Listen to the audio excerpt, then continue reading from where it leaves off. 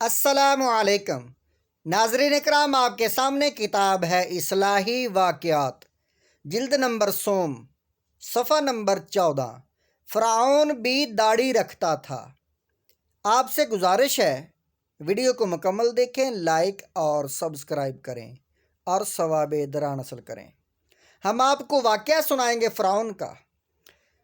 فرعون بھی داڑھی رکھتا تھا۔ میرے شیخ حضرت حبیب الامت نے ارشاد فرمایا، تاریخ کا بدترین انسان جس کو دنیا فرعون کے نام سے یاد کرتی ہے، جس نے بنی اسرائیل پر عرصہ حیات تنگ کر دیا تھا اور ہزاروں نوزائیدہ بچوں کو ہلاک کر دیا تھا اور خود کو انا ربکم الاعلی کہتا تھا، ایسا بدترین انسان بھی داڑھی رکھتا تھا۔ اس کی حیات کے دیگر تذکروں کے ساتھ داڑھی کا اور داڑھی میں ہیرے جواہرات کے موتیوں کا بھی ذکر ملتا ہے۔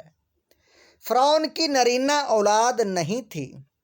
مسند احمد صحابی رسول صلی اللہ علیہ وسلم حضرت عبداللہ بن عباس رضی اللہ عنہ سے روایت ہے، جسے امام ابن کثیر رحمۃ اللہ تعالی علیہ نے بھی اپنی تفسیر میں بیان کیا ہے۔ بعض دیگر کتب میں بھی یہ واقعہ مذکور ہے۔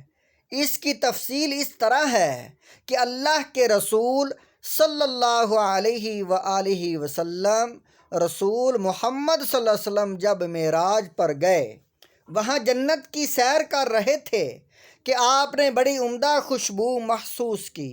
اس خوشبو کے بارے میں آپ صلی اللہ علیہ وآلہ وسلم نے حضرت جبرائیل علیہ السلام سے پوچھا، تو حضرت جبرائیل علیہ السلام نے بتایا، یہ خوشبو معاشطہ رضی اللہ تعالی عنہا اور اس کی اولاد کی طرف سے آ رہی ہے، جو فرعون کی بیٹی کو کنگھی کیا کرتی تھی۔ قارئین کرام، معروف تو یہی ہے کہ فرعون اولاد سے محروم تھا۔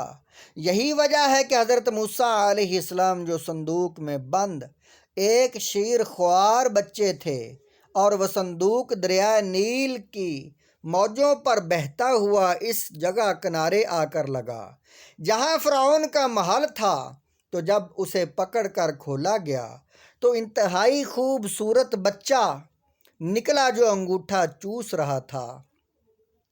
فرعون نے اسے قتل کرنا چاہا، مگر اس کی بیوی مصر کی ملکہ آسیہ نے کہا، وقالت امرأۃ فرعون قرۃ عین لی ولک لا تقتلوہ عسیٰ ان ینفعنا او نتخذہ ولدا وہم لا یشعرون۔ ترجمہ فرعون کی بیوی نے کہا، یہ میری اور تیری آنکھوں کی ٹھنڈک ہے، لہٰذا اسے قتل نہ کر، ہو سکتا ہے کہ بڑا ہو کر یہ ہمیں نفع پہنچائے یا پھر ہم اسے بیٹا ہی بنا لیں۔ وہ یہ باتیں کر رہے تھے لیکن مستقبل کے بارے میں نہیں جانتے تھے کہ یہ کیا کرے گا۔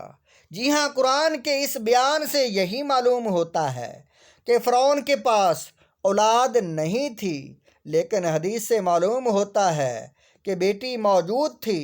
یہاں یہ بات سمجھنے کی ہے کہ قرآن کے فرمان کا مطلب اب یہ لیا جائے گا کہ فرعون کے پاس نرینہ اولاد یعنی بیٹے، نرینہ کا معنی ہے بیٹے، نرینہ اولاد نہ تھی، البتہ بیٹی موجود تھی، لہٰذا ننھے موسیٰ علیہ السلام کو اولاد نرینہ کے طور پر بیٹے کی حیثیت سے محل میں پالا گیا۔ اور یہ بھی ہو سکتا ہے کہ اس وقت تو کسی قسم کی اولاد نہ ہو، البتہ ننھے موسیٰ علیہ السلام کو بیٹا بنانے کے بعد فرعون کے گھر میں بیٹی پیدا ہو گئی ہو۔ اب یہ بیٹی حضرت آسیہ رضی اللہ تعالی عنہا کے بطن سے تھی یا فرعون کے کسی اور بیوی کے بطن سے تھی، یہ اللہ ہی بہتر جانتا ہے۔